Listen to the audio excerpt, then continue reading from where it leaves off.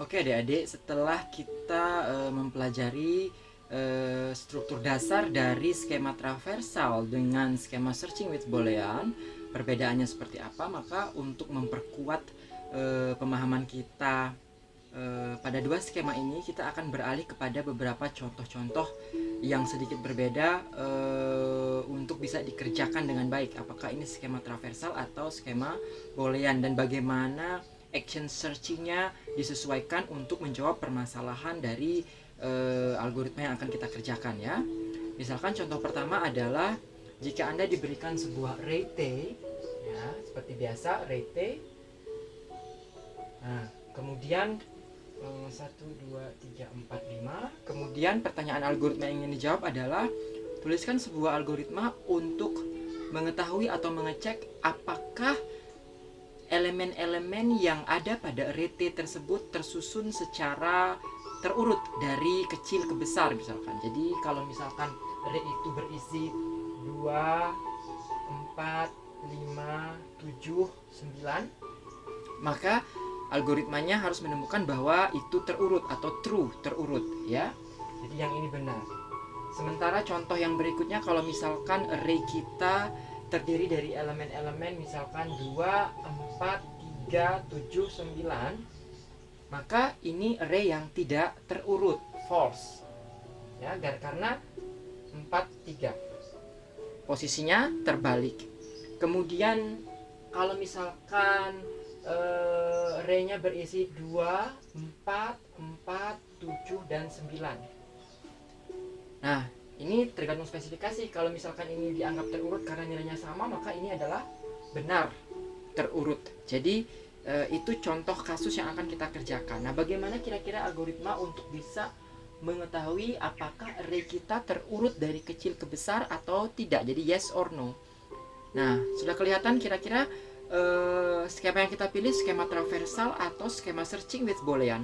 Nah, secara natural kita sebagai manusia bisa mengetahui bahwa ini terurut karena tanpa kita sadari secara otomatis kita melakukan pembandingan antar dua elemen yang bersisian. Jadi array itu akan terurut dari kecil ke besar apabila setiap pasang elemen yang bersisian memiliki nilai bahwa elemen yang lebih depan selalu lebih kecil atau sama dengan dari elemen yang berikutnya, atau kalau dibalik, elemen yang lebih belakang selalu lebih besar atau sama dengan elemen yang sebelumnya.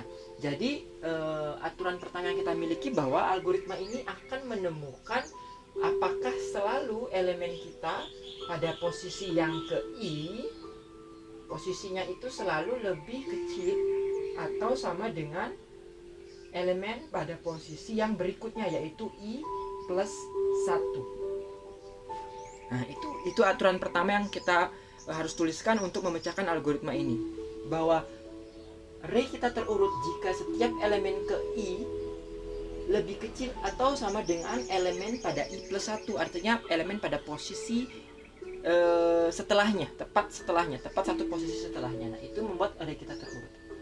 Nah, akan tetapi coba dipahami lebih baik, pertanyaannya adalah kita harus menemukan bahwa setiap pasang elemen yang pada posisi I dan I plus 1 memenuhi aturan ini, maka array kita terurut. Nah, kita harus berpikir sebaliknya.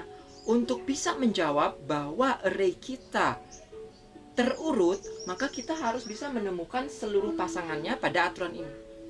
Sementara untuk bisa mengetahui bahwa array kita sudah pasti dinyatakan tidak terurut dari besar ke kecil jika minimal ada satu pasang yang tidak memenuhi aturan ini. Nah, dari hal itulah maka kita harus beralih bahwa awalnya kita mengira mungkin permasalahan ini akan traversal. Kenapa? Karena kita harus mengecek seluruh pasangan yang bersebelahan memenuhi aturan ini, bahwa TI lebih kecil sama dengan TI plus 1. Maka kalau seluruhnya begitu, T1 dengan T2 memenuhi itu, T2 dengan T3 memenuhi itu, T3 dengan T4 memenuhi itu, maka memang dia akan terurut secara dari kecil ke besar. Nah, yang kita cari bukan itu. Kita bisa menjawab pertanyaan ini dengan cepat jika kita menemukan minimal satu pasang yang memiliki aturan sebaliknya. Sehingga yang kita cari adalah apakah ada T ke I yang ternyata posisinya lebih besar dari T ke I plus 1. Nah, jadi yang kita cari bukan ini ya, yang kita cari adalah ini. Kenapa? Karena kalau kita bisa menemukan minimal satu pasang saja yang ternyata seperti ini, bahwa T ke I lebih besar dari T ke I plus 1, artinya yang lebih depan posisinya ternyata lebih besar dari yang di belakangnya, berarti kita bisa menjawab bahwa false, artinya tidak terurut, tidak peduli dengan yang lainnya. Sehingga pengecekan pada pasangan-pasangan berikutnya bisa kita hentikan. Maka dari itu, algoritma ini harus dipecahkan dengan skema searching with Boolean, bukan dengan skema traversal mencari aturan ini. Tetapi skema searching with Boolean mencari satu saja yang memenuhi syarat ini. Oke? Nah, sekarang kita akan tuliskan dengan lengkap ya.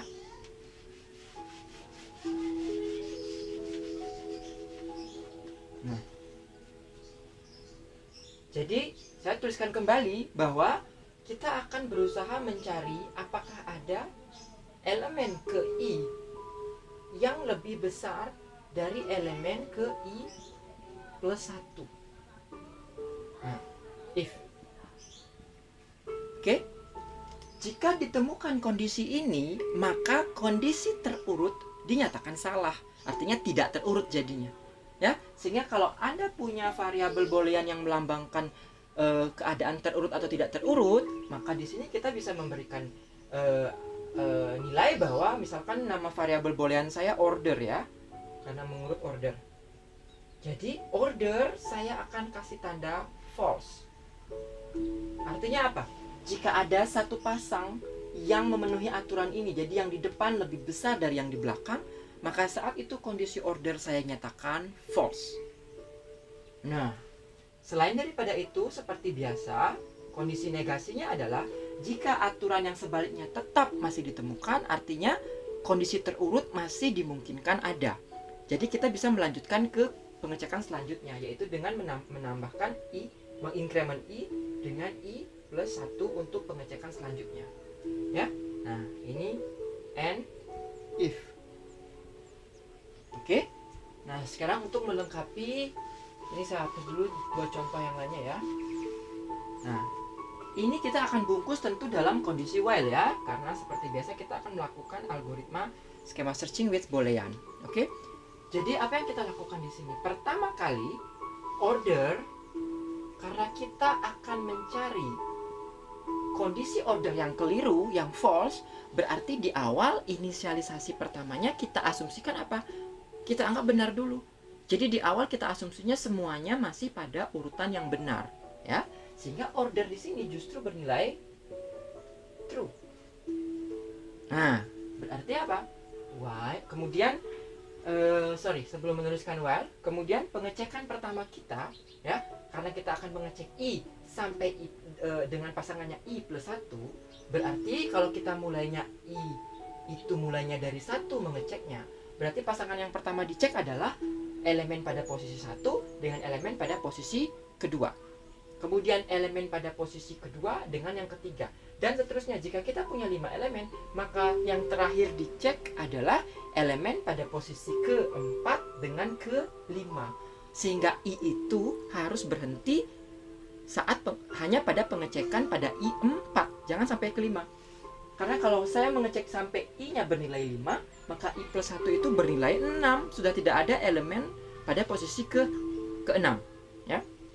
Nah, jadi kita akan tuliskan di sini while.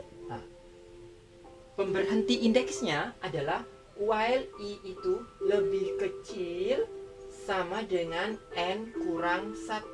Artinya kalau saya punya 5 elemen, I-nya tolong berhenti sampai 4. Karena kalau berhenti sampai 4, pasangan yang dicek terakhir ya 4 dengan 5. Kalau saya berhentinya di 5, nanti 5 dengan 6. 6 sudah tidak ada ya. Atau ini bisa diganti juga, kalau nggak mau pakai N lebih kecil kurang 1, berarti I lebih kecil tanpa tanda sama dengan ya N. Nah, ini juga sama. Ini artinya kan kalau N-nya 5, dia akan berhenti di 4 saja. Jadi nggak sampai 5. Sementara ini sama dengan, tapi ini N kurang 1. Sama saja. Dan, nah sekarang ini adalah kondisi ordernya. kita ingin melakukan pengulangan kan selama masih dianggap kemungkinan benar toh, belum ditemukan kasus order yang salah. Sehingga kita while melakukan pengulangan ini selama dia adalah order, bukan not order.